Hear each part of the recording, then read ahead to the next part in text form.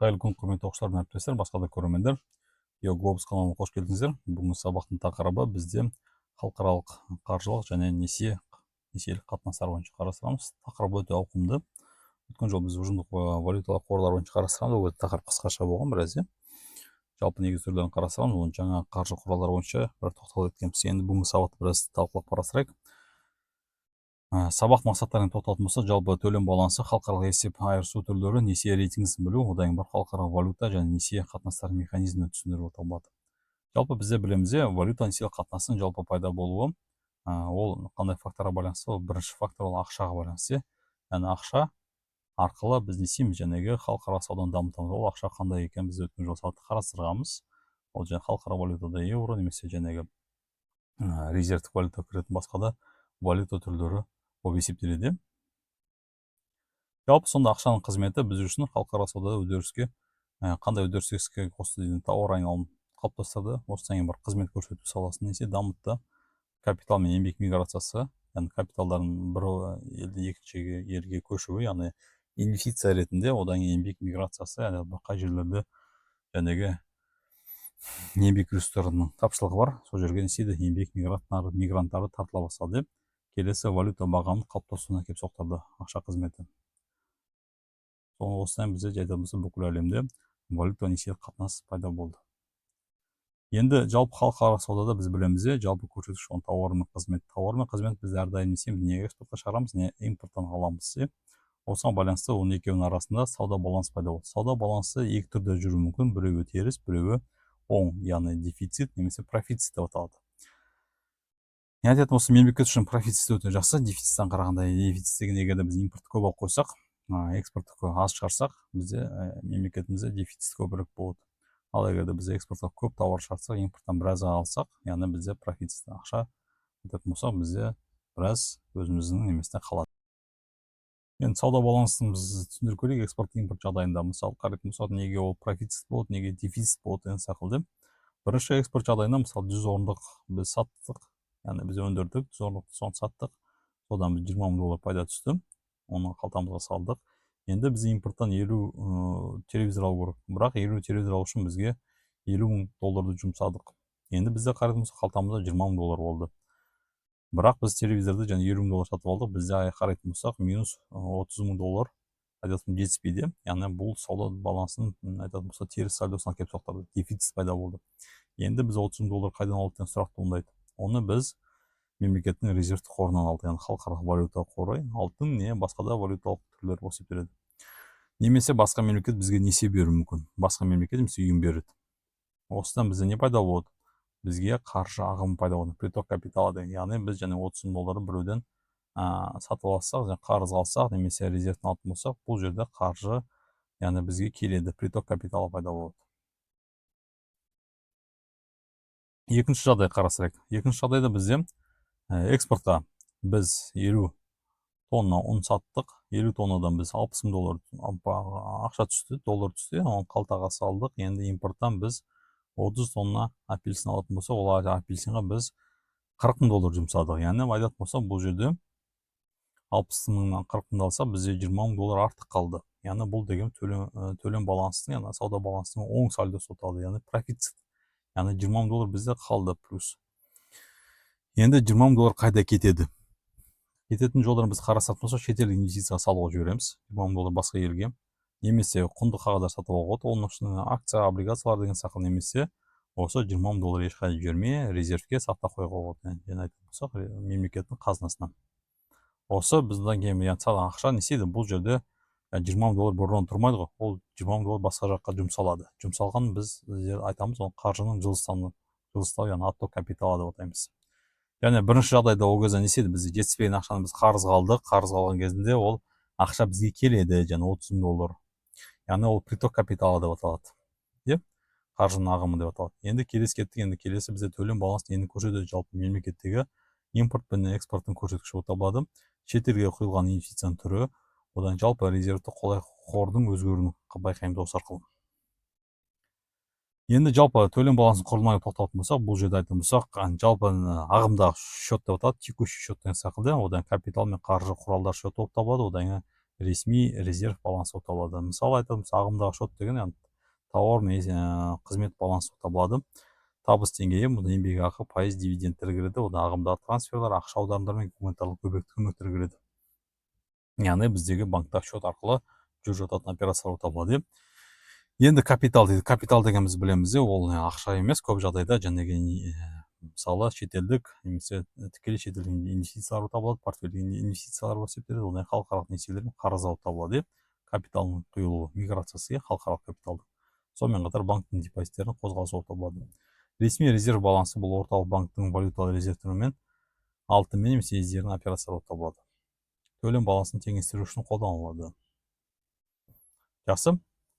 Енді келесі жалпы бізде қарайтын болса, соны төлем балансы дегеніміз бұл белгілі бір кезеңдегі сыртқы елдің сыртқы әлеммен барлық экономика операцияларын көрсететін статистикалық есеп болып табылады. Төлем балансы деген ол оң не теріс болуы мүмкін, профицит, дефицит деп атаймыз.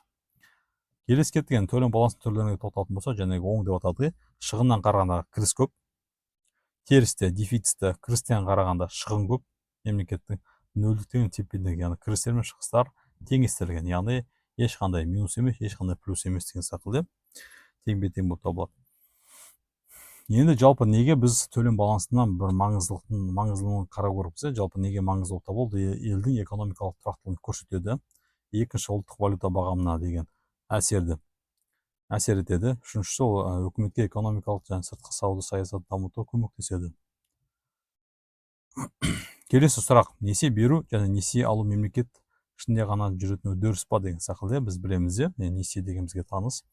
Кез келген банктан барып біз айтамыз, кез келген жаңағы заңды тұлға болатын болсын, физикалық жеке тұлға болатын болсын, ол несиеде өзіне несие ала алады екінші деңгейлі банктардан. Алайда несие тек қана мемлекет ішінде емес, мемлекеттің сыртында да жүріп отырады. Оны біз халықаралық несие деп атаймыз. Халықаралық экономикалық қатынастарды және саласында несие капиталын қозғалысы болып табылады. Не ақша, не тауар түрінде жүргізуі мүмкін несие. Енді жалпы қарастыратын болса, бұл берілген мәтінді пайдалана отырып, халықаралық несиенің артықшылықтары, кемшіліктерін интернеттен іздеп, талдап қарастыруға болса, бойынша несие кестесін талдау жасауға, оның артықшылықтары мен кемшіліктері қандай екен халықаралық несиенің мемлекет үшін. Жалпы халықаралық несие түрлеріне тоқталайық. Бірінші коммерциялық несие дейді, екінші банктік несие, үшінші мемлекеттік несие, одан халықаралық ұйымдар несиесі. Коммерциялық несие дегеніміз, мысалы, экспорттаушы мен импорттаушының төлем мерзімін кейінге шегеру мақсатында беріледі. Мысалы, екі компания арасында болуы мүмкін. Мысалы, кез келген бір жабдықты 6 айға дейінгі төлеу арқылы жеткізу табылады. Банктік несие, мысалы, сыртқы сауда операцияларын қаржыландыру үшін коммерциялық банктардан шығарады. Банк кәсіпорынға шикізат шетелден сатып алу үшін несие береді. Мемлекеттік несие де үкімет арасындағы несиелер, көмек көріп, мысалы, Қытайдың елінің Қазақстанға несие беруі табылады. Халықаралық ұйымдар несиелері, мысалы, халықаралық валюталық қор немесе дүниежүзілік банк, аймақтық банктар несиелері табылады. Олар, мысалы, әлемдік бойынша біз несиеде, мысалы, экономикасы құлдырап жатқан мемлекеттерге көмек ретінде ақша береді.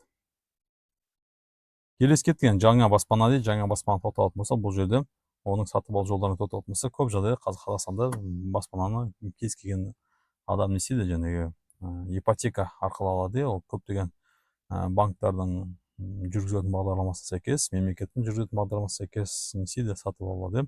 Енді осы кезде ең бастысы ол жерде сатып алушының жаңағы айтатын болса, үйді алатын кісінің несие тарихын зерттейді. Несие тарихы жақсы болатын болса, жаңағы үйдің алу ықтималы да жоғары табылады. Енді бұл жерде қарайтын болсақ, енді біз халықаралық неме көшейік. Бұл жерде бізде әріптермен берілген, бұл әріптерға бізге түсініксіз, бұл не екені. Бұл әріптердің жалпы айтатын болса, бұл несие рейтингісі деп аталады. Мысалы, бұл қаржы алушының жалпы несиелік қабілетіне қатысты рейтинг агенттің пікірі болып табылады. Біз білеміз, егер де біздің несие тарихымыз жақсы болатын болса, және бізде кез келген банк несие беруге несиеде тырысады. Сол сақал мемлекетінде, кез келген мемлекетінде осындай рейтингісі болады. Яғни қаншалықты ол қандай деңгейде, яғни ол алған несиені қаншалықты қайтарылады деген сенімде, соның бәрін зерттейтін агенттіктердің пікірі болып табылады. Яғни әр мемлекетте жеке зерттеп қарастырылады. Ол қандай агенттіктер? Мысалы, қара бірінші Standard & Poor's, ол бізде, одан Moody's, одан Fitch рейтинг дейді. Осы үш агенттік, ол барлығы үшеуі ақш-та орналасқан, құрылған жылдар енді әртүрлі. Осыған байланысты бұл агенттіктердің атқаратын қызметі несиеде мемлекеттерді осындай деңгейге бөліп қарастырады әріптер бойынша. Yani бұл әріптерді біз енді емтиханның әріптеріне сәйкестендіріп отырмыз. Мысалы A star, A деген B, C, D деген секілді бізге ұнайтын ол әріптер олар A star мен A жоғары неме алу үшін, баға алу үшін. Енді осы сақылды, сол сақылды мемлекеттерді осы үш немеге бөліп қарастырады. Енді оларды жалпы үш топқа қарастыратын болса, мысалы бірінші деңгейі айтатын болсақ A мен B-лар бізде төменгі тәуекелдер, яғни инвестициялық деңгейі өте жоғары сенімді арттырады. Яғни бұл жерде рисктер өте аз болады. Екінші B дегеніміз бұл тәуекелді аймақ болып есептеледі. Мәселенің айтатын болсақ жоғары ықтималды, бірақ та айтатын болса инвестиция салына бастайды. Дефолттық деңгей деген C мен D болып табылады. Мемлекет не компания дефолт аймағында, яғни құлдырау барысында деген сөз. Яғни бұндай мемлекеттерге инвестиция салынбайды, немесе өте аз болуы мүмкін. Келесі тапсырма дейді. Келесі тапсырмада несие рейтингісінің картасы бас пайдаланып отырып, төменде берілген картасы сызбаны бойынша біз жұмыс жасау керек. Яғни рейтинг жоғары 10 мемлекет анықтаймыз. Соған байланысты рейтинг төменгі 10 мемлекет анықтап, несиеміз Қазақстан рейтинг анықтап жазу керек. Бұл рейтингтің маңыздылығын түсіндіру керекпіз. Мына картаға көз жүгіртеміз. Яғни картадағы айтатын болсақ, мемлекетті білмесеңдер, саяси картаны пайдаланамыз. Соған қарап, және 10 мемлекет жоғарысы, 10 мемлекет төменгісін жазып шығамыз. Яғни бұл өлшеуі стандарт Poor's шетелдік рейтингісі 2022 жылғы ақпарат бойынша қарастырамыз. Сол бойынша тапсырма орындап шығамыз. Енді бірақ қарайтын болса, келесі мен сіздерге көрсетейін. 2018 жылғы бізде берілген рейтинг, несие рейтингісі. Бұл жерде Ресейге көз жүгіртетін болсақ, 2018 мен 2022 жылы Ресей C деңгейіне түскөпті, аманда BB болып тұрған. Яғни айтатын болса 1, 2, 3 сатқа түсті төмендеген. Оның бас себебі біз білеміз, және соғыстың басталуына байланысты мемлекетте жәндегі C деңгейі, 3C деңгейіне қарайтын болсақ, ол экономикасы әлсіз, несиелік қабілеттілігі қолайлы, экономикалық қаржылық іскерлік факторларға байланысты болып табылады. Яғни айтатын болсақ, бұл жерде деңгейі төмендеген болып табылады. Дефолттық деңгейге сәйкес келеді. Енді бізде сұрақ туындайды, неге бұл рейтингтер біреу емес, агенттіктер неге үшеу? Мысалы, біреу болатын болса, ол нақты баға бермеуі мүмкін. Бұл жерде айтатын болса, екеу болатын болса, ол бір-бірін келісіп алуы мүмкін баға қоюды. Мысалы, үшеу дегенді айтатын болса, үшеуі бір-бірін тәуелсіз, яғни айтатын болса, баға ортақ. Егер үшеуді бағалайтын болса, өзіндік немесімен, бағасымен ортақ, және әр мемлекеттің деңгейі болып шығады, бір деңгейде. Келесі сұрақ. Несие рейтингісі мемлекет үшін маңыздылығын түсіндір дейді. Жалпы не үшін маңызды бұл? Бірінші, несие алатын пайыздық мөлшерімен анықтайды, қанша пайызбен береді. Екінші, инвесторлар мен халықаралық ұйымдардың сеніміне әсер етеді. Үшінші, елдердің экономикалық тұрақтылығын көрсетеді. Осыған байланысты айтатын болса, несие қатынасында, мысалы, мен несие алатын болса, мен дебитор, одан кредитор табылады. Яғни дебитор дегеніміз қарыз алушы, және қарыз беруші болып табылады. Мен қарыз алушыға айналам, ал қарыз беруші ол кредитор болып есептеледі. Яғни осы аралықта мемлекет пен екі мемлекет арасында несие қатынасы пайда болады. Келесі сұрақ бізде. Егер несие алған мемлекет немесе компания қайтара алмаса несиесін, қандай мәселе қалай шешіледі деп ойлайды? Соған қара көз жүгіртетін болса, жалпы бұл жерде несиені реттеу механизмдер пайда болады. Ол бірінші қайта құрылымдау дейді. Яғни несиенің шарттарын қайтадан қарастырады, өзгертеді. Яғни төлем мерзімдерін қайтадан ұзарту мүмкін, мысалы кейінге шегеру мүмкін. Одан қайта қаржыландыру дейді, рефинансирование қазір көп шыққан. Яғни ескісін өтеу үшін жаңа несиені алады, ескі несиені өтеу үшін көбінесе ол халықаралық валюталық қоры несие береді, төмен пайызбен беру мүмкін. Одан айырбастау дейді. Көбінесе мысалы несиені қайтара алмай жатқан кезінде несиені қарызды акцияларға айырбастау, немесе табиғат қорғаушыларына несиені келіседі. Мысалы, ақш Боливияға ақша береді қарызға, ол қайтарламаған кезінде, мысалы Боливия айтады, ақш пен арасында мысалы ормандар кеспей тұрған Боливиядағы. Яғни соған келісім береді, сонда несиесі жәнегі жабылады. Алайда Боливия несиені өз жеріндегі және ормандар кесе алмайды. Келесі, қарыз кешіру дейді, кедей елдер үшін дейді, толықтай кешіру мүмкін, немесе жартылай кешіреді. Одан мораторий жариялау мүмкін, ол мораторийден уақытша тоқтатылады, төлемді уақытша тоқтатылады, Украина дағдарысына байланысты. Одан Париж клубы дейді, бұл жерде ұжымдық қарыз реттеу үшін дамыған елдердің арасында келісімдер пайда болады. Сонда қарастыратын болса, бізде сұрақ, неліктен мемлекет қарызға батады? Бірінші, шамадан тыс қарыз алу, екіншісі экспорт тауарларының бағасы төмендеуіне байланысты несие бойынша пайыздық мөлшермен өсуіне байланысты, оның ұлттық валютаның құнсыздануына байланысты, оның саяси тұрақсыз мемлекеттегі осы себептер табылады. Келесі енді осы жерден бізде екі ұғым пайда болады. Бірінші борышкер ел, екінші борыш дағдарысы деген. Борышкер елдер деген яғни сыртқы қарызы үлкен елдер болып табылады. Борыш дағдарысы деген және елдің сыртқы қарызын қызмет көрсете алмауы, дефолтқа ұшырайды ол. Мысалы қарайтын болсақ, мына жерден қарайтын болсақ, тарихта 1980 жылдар, 1980 жылдары Мексика, Бразилия, Аргентина сақылды оқиғасы, Латын Америкасы қарыз дағдарысы елдерін төлей алмай қалады. 98 жылы Ресейде мемлекеттік облигациялар бойынша дефолт, рубльдің құлдырауы әкеліп соқтырды. 2001 жылы Аргентинада тарихта ең үлкен дефолт болды, сыртқы қарызы $100 миллиард құрады. Греция қазіргі таңда да бізде Шри-Ланка, Ливан, Пакистан валюталық резервтің тапшылығының азаюына байланысты халықаралық несиелердің, халықаралық валюта қорының несиелерінің тәуелділік туындайды оларда. Резерв валюталар бүтініне байланысты. Келесі енді борыш дағдарысынан шығу жолдарын қарайтын болса, бірінші қарызды немесе қайта құрылымдау немесе кешіру болып табылады. Екінші халықаралық ұйымдардың қаржылық көмегі болып табылады. Экспорттың валютаның түсімін арттыру керек. Мемлекеттік шығындар қысқарту болып табылады. Инвестициялар тарту. Осы 5 жолмен не істеуге болады? Борыш дағдарысынан шығуға болады. Келесі енді сұрақ бізде туындайды, әлем елдерінде экономикалық өсу тұрақты ма деген себебіне тоқталатын болса, жалпы бұл жерде қарайтын болсақ, мына жерде график берілген. Бұл графикта бізде қарайтын болса, бірінші өсімді біз экспансия деп атаймыз. Яғни бұл жерде өсудің шыңына жетеді. Одан барып қайтадан төмендейтін болса, бұны біз рецессия деп атаймыз. Алайда қарайтын болса, жалпы бізде бұл график айтатын болсақ, мына жерде төбе беріледі. Екеуінің негізгі график көк сызықпен бергенде қарайтын болсақ, бұл жерде өсім бар бізде. Ол дегеніміз трендтің болуы. Бұл экономикалық цикл деп аталады. Экономикалық цикл дегеніміз бұл нарықтық экономиканың бір дағдарыстан екінші дағдарысқа дейінгі даму кезеңі болып табылады. Жалпы экономикалық циклның 4 кезең болып табылады. Бірінші кезең дағдарыс, яғни бұл жерде не істейді? Циклның бастапқы анықтайтын кезеңі өндіріс не істейді? Бұл жерде тоқтайды, нақты көлемі қысқарады, жұмыссыздық пайда болады, жұмыссыздық азаяды, өсуіне байланысты қоғамда не істейді? Әлеуметтік экономикалық шиеленістер, қайшылықтар көбейе бастайды. Осыдан кейін мемлекет депрессияға түседі, яғни экономика тоқырайды, бұл жерде тоқтайды, ұзақ фазаға еніп кетуі мүмкін. Бұл жерде және мемлекет дефолтқа ұшырайды. Қайтадан үшінші фазасына келетін болса, бұл жерде мемлекеттің экономика жанданады, біртіндеп ұлғаяды, өнеркәсіп, қосымша жұмыс күшін тарту және кәсіпкерлердің табысы мен халықтың табысы артады. Және біз айттық қой, борыштан шығу жолдары деген соны қолданады. Одан кейін төртінші бізде ол қалпына келеді. Қалпына келгеннен барып қайтадан дағдарысқа қайтадан ұшырайды. Осы айтатын болса, бұл цикл болып табылады, айналып жүріп отырады.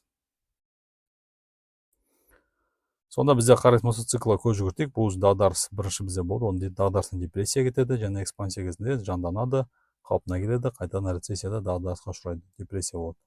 Бұл бізде экономикалық циклдың көрсеткіші болып табылады. Жалпы сонда экономика дағдарысы қандай түрлері бар дейді. Соны тоқталатын болса, жалпы қаржылық дағдарыстың бірнеше түрлері бар. Валюталық, банктік, борыштық, фондтық және жаһандық. Бірінші валюталық, яғни ұлттық валютаның күрт құлдырауы, капиталдың кетуі. Азияда, Ресейде болған, мысалы банктікте қарайтын болса, жаппай банкрот пен депозиттердің кетуі. ақш пен Қазақстанда болған. Борыштық, мемлекеттік компаниялардың қарызын өтей алмау. Грецияда, Аргентинада болған. Фондтық дейді, фондовый биржа құлайды, акциялардың бағалары төмендейді. Бұл айтатын черный понедельник пен кризис.com дейді, 2000 жылдары болған. Келесі көптеген жаһандық көптеген елдер мен секторларға әсер ететін күрделі дағдарыс. Бұл ұлы депрессия мен жаһандық дағдарыс 2008-2009 жылдары. Жақсы, енді бүгінгі сабақтың каналын қолдау білдірек. Канал бойынша ақпар басқаны таратайық. Назарларыңызға рахмет.